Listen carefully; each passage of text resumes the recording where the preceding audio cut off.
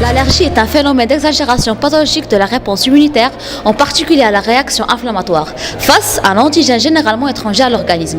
On parle plus précisément des allergènes. Dans le cas de l'allergie, il s'agit d'une forme d'hypersensibilité.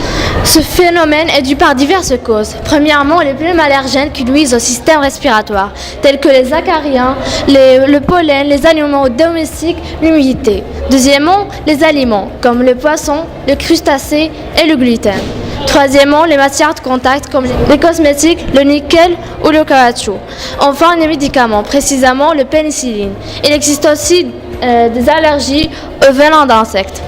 Quand on est allergique, on obtient des réponses immunitaires exagérées, telles que l'eczéma, les rhinites, des rougeurs autour de la bouche dans le cas d'allergies alimentaires, des crises d'asthme, l'urticaire, un œdème de quin, la gorge enfle, entraînant avec elle des difficultés à avaler jusqu'à mettre la vie de la personne en danger. Un choc anaphylactique, c'est-à-dire une réponse allergique grave pouvant être mortelle. Heureusement, il existe des traitements. Beaucoup de gens se demandent s'il y a des traitements, alors que oui.